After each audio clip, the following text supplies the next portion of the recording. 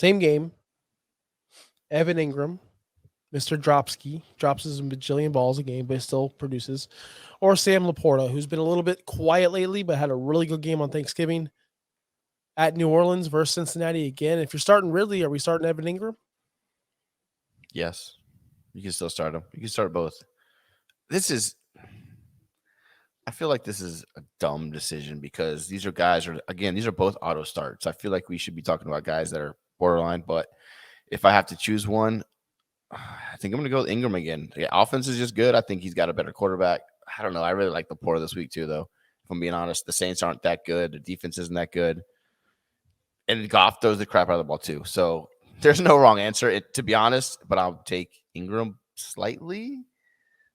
I feel like Ingram's more consistent with like 10, 12, 14 points, and then Porter might get you 3 or 4, but he also might get you like a 25-point explosion because he'll catch 2 touchdowns. He's never had 25 points in his life. You know what I mean? He has a chance to have a big game. Really? He hasn't had a 25-point game? His best game was week 3 against Atlanta where he had 22.4. Okay, well, 22. Good enough. But that being said, I'd still take Engram slightly. He's had 1, 2, 3, 4, 5 single-digit fantasy points games in 11 career games. So almost half of his games are single-digit. LaPorta is let me say this real quick, because I truly believe this. And when I traded for him in that league with Dre, I already knew this, but I see the potential. He's living off his first couple of weeks where he was explosive, and we didn't see this coming. And ever since that, he's been mid AF. Look at his game log. It's not been special. Tight end 9, tight end 16, these are nothing. Tight end 15, 18, these are nothing. That's nothing special. He doesn't jump off the page. Whereas Engram, I hate to say it because I was so against him, he's been up there every single week. Every week you can count on a top 6 performance. Every week, no matter what. Whereas LaPorta, I'm telling you, he's living off of these splash plays. Remember that one catch he had or that trick play they did? That's it. People remember that. It's in their head. It's baked in their head, and they're not seeing the production. It's wild to me. It's wild. Even I fell for it when I traded for him. Traded for LaPorta? Yeah, remember? With Dre? Oh, yeah. Wait, was that Dynasty? Yeah. Oh, that's right. Yeah, that was a terrible trade, and I told you that wouldn't happen, too. Because you gave up Purdy. I gave up Purdy. Terrible trade.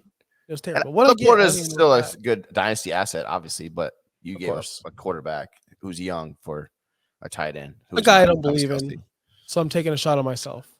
I don't know how you can't believe in him. I mean, I think he's proven that he's going to be around for a while, and I don't know how you can what's going to happen. What's going to happen when players start leaving when he doesn't have the Debo, when he doesn't have the IU? I want to see what happens. He's going to have Debo. They're going to sign one of those 2 guys. Him or Ayuk will be there. Christian McCaffrey. I feel like CMC has a lot of these hidden yardage that we don't really see. I also, I think Purdy will be fine and be relevant because I think Kyle Shanahan's a freaking genius and he'll find ways to do it. I've said it on Twitter. You can go find it. Purdy is the next Tom Brady. He's going to win a couple of Super Bowls because that team is too good. That coaching staff is too good. And all he has to do is just be good enough. And that's what he is. And I think he's proven that he's pretty good. And yes, I do think a lot of those, you're right, are hidden yards, Debo making big plays, CMC making big plays. I get all that. George Kittle. But that's the thing is they have weapons everywhere. And I think that they can draft another guy when some guy goes out and Shanahan scheme him up. I think he's that good of a coach. So I want that guy's quarterback. So back on Evan Engram versus Sam LaPorta, Justin. I was about to say, I was sitting here like looking at stats and stuff, and then I looked back over and you guys were talking about the 49ers. It's like clip that for the short. Where did this come? Like, I'm so lost to what's going on. So I was just like, listen, Justin, we take paths, we go left, we go right, we zig, do. You never know where we're going to go. We do. So, okay. So I was just looking, LaPorta is like Ridley is very touchdown dependent when it comes to his fantasy points. You look at his big games, he scored a touchdown. You look at his little games, he drops a lot of balls.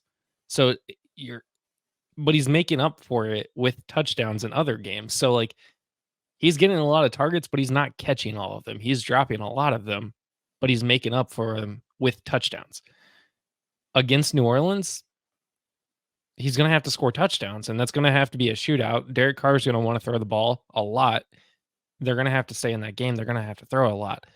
At the same time, Engram is just another solid. He hasn't scored a single touchdown this year, but he's still producing That's points. crazy. No Wow. touchdowns for Evan Engram this year, Man, but he's he could be a still superstar tight if he end got some 7. touchdowns. Wow. Yeah, he could be top 3 if he, I don't know, got some freaking touchdowns, but he's not.